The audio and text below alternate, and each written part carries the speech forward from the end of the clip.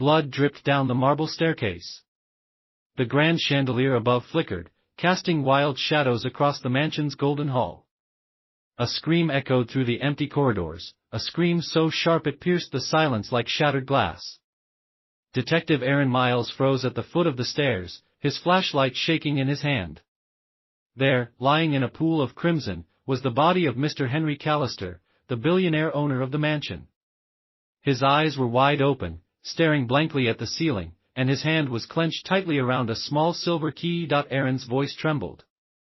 "Everyone stay where you are. No one leaves this house." Outside, thunder rumbled and rain lashed against the tall windows.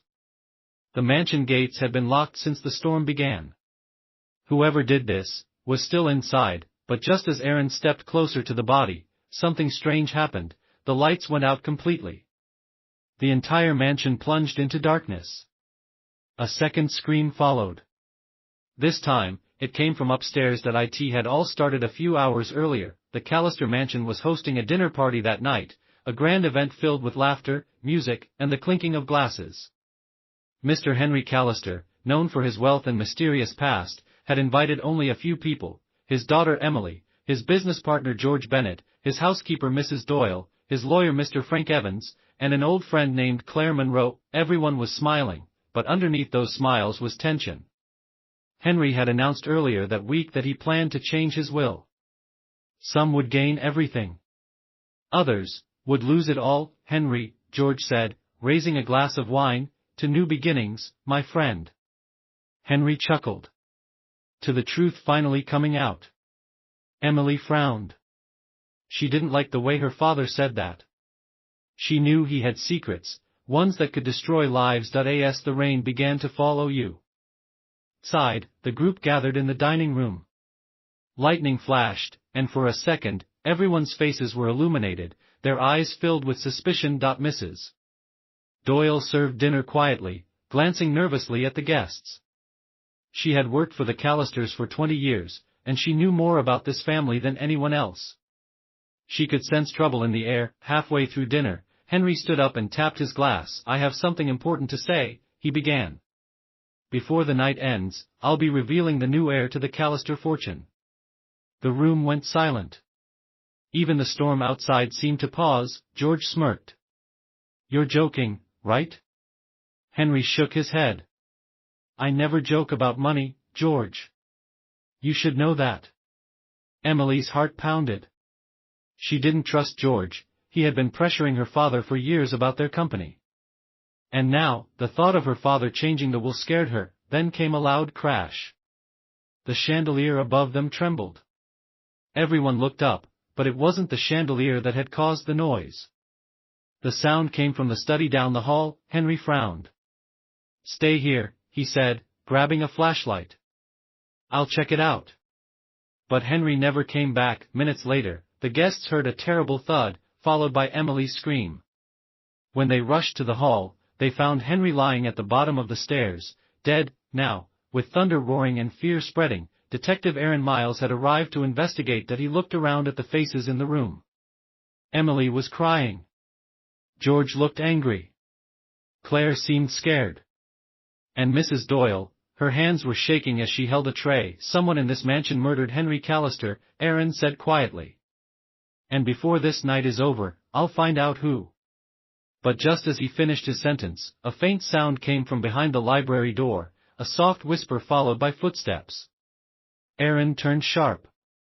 Toward the sound, drawing his flashlight. He pushed the door open, and gasped. Standing inside the dark library was a figure holding a blood-stained knife.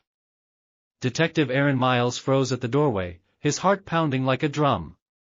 The beam from his flashlight landed on the trembling hands of the figure clutching the bloody knife. "Drop it!"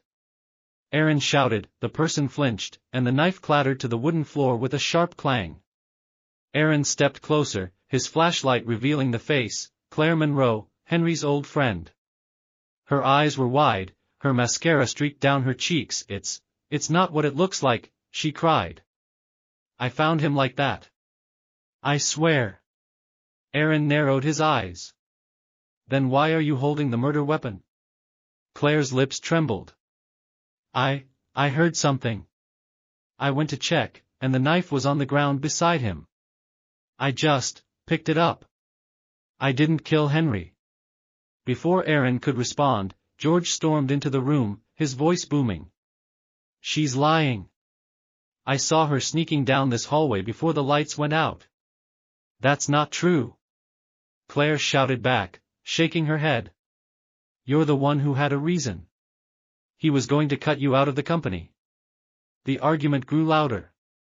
Emily, still sobbing, appeared behind Aaron. "Please stop," she pleaded. "We need to call for help." Aaron lifted a hand. "No one's leaving until I figure this out. The storm's knocked down the phone lines, and the gates are locked tight. We're all trapped here." Thunder cracked outside, shaking the windows. The mansion suddenly felt smaller, the air heavier. Everyone exchanged nervous glances, knowing that a killer was still among them. Aaron turned his attention back to Claire. "Where exactly did you find the knife?" "In the study," she whispered. "On the floor beside the fireplace." Aaron frowned. "That's odd. There's no fireplace in the hallway where Henry fell." Claire swallowed hard. Maybe the killer dropped it after running." Aaron crouched, examining the knife carefully. It was silver, engraved Y. He reached the top of the stairs and turned the corner, his flashlight scanning the hall. All the doors were closed. Every one of them, except one. At the far end of the corridor, a door stood slightly open, with a faint red glow leaking out. Aaron raised his flashlight, heart racing. The brass plate on the door read, "Room 13." He frowned. "That's impossible." The door creaked wider on its own. Aaron stepped closer, his hand on his gun. He pushed the door open fully, and what he saw made his blood run cold. Inside room 13 hung dozens of photographs, old, yellowed pictures of the Callister family. But in every photo, Henry's face had been crossed out with red paint, and standing in front of the photos, was a shadowy figure wearing Henry Callister's tuxedo. Detective Aaron Miles froze. His breath caught in his throat as the shadowy figure slowly turned toward him. The red glow in the room came from dozens of candles placed on the floor, surrounding a circle of photographs. The tuxedo, it was Henry Callister's. But the face of the person wearing it was hidden beneath a black veil. Aaron steadied his voice. "Take off the veil. Now." The figure tilted its head but didn't move. Instead, it spoke in a low, shaky voice. "He deserved it, they all did." Aaron took a cautious step forward. "Who are you?" The figure suddenly lunged for the table beside them. Aaron drew his gun, shouting, "Stop!" But before he could react, the figure blew out all the candles. The room went pitch black. Aaron turned on his flashlight just in time to see the figure dash through a hidden door behind the wall. He ran after them, but by the time he reached the narrow passage, the sound of footsteps had vanished. Only the echo of the secret door slamming shut remained. Aaron exhaled sharply, flashlight trembling. "This house has more secrets than walls," he muttered. He scanned the room again. This time focusing on the circle of photos. Every single one showed the Callister family through the years, Henry, his wife, who had died mysteriously years ago, and a young boy Aaron didn't recognize. The boy's face hadn't been crossed out. Instead, under it were the words written in shaky red ink, "He never left." Aaron frowned. Who never left? Downstairs, a crash shattered the silence. He sprinted out of the room, down the hall, and back to the grand staircase. In the living room, chaos had erupted. Claire was on the floor, screaming. George stood over her, holding a broken wine bottle. Emily was crying, her hands covered in blood. "Put that down." Aaron shouted, aiming his gun at George. George dropped the bottle, his face pale. "She attacked me first. She said something crazy about Henry's son." Aaron turned sharply. "What did she say?" Claire, still shaking, stammered. "She said, she saw a boy in the hallway. A boy who looked just like Henry." Emily wiped her tears. "That's true. I saw him. A little boy. He ran past my room. I thought I was dreaming, but he looked real." Aaron's mind raced. A boy. A hidden room. A secret heir? Could it be possible that Henry had another child? Before he could question further, Mrs. Doyle rushed into the room, her face white as snow. Detective! The basement door is open. And someone's down there. Without a word, Aaron grabbed his flashlight again and ran toward the basement entrance. The door creaked as he opened it, revealing a staircase that descended into darkness. The smell of damp air and old wood filled his nose as he descended slowly, the wooden steps groaning under his weight. As he reached the bottom, he saw rows of old boxes, cobwebs, and shelves of dusty books. Then his flashlight caught something, a small bed tucked in the corner. On it were children's drawings pinned to the wall. One drawing showed T.H.E. Mansion, another showed Henry, and a third showed a man lying on the stairs, bleeding. Aaron's pulse quickened. Someone's been living down here. From the shadows, a quiet voice spoke. You're not supposed to be here. Aaron turned sharply. A boy, about 12 years old, stepped out of the darkness. His face was pale, his eyes hollow but intelligent. He looked frightened and familiar. Who are you? Aaron asked softly. The boy looked up, trembling. My name is Noah Callister. Aaron's jaw tightened. Callister? As in Henry Callister? The boy nodded slowly. He was my father. But he locked me down here. Aaron felt his stomach twist. Why would he do that? Noah's eyes glistened with tears. Because I knew what he did. I saw him hurt my mom. I saw everything. Aaron's voice dropped.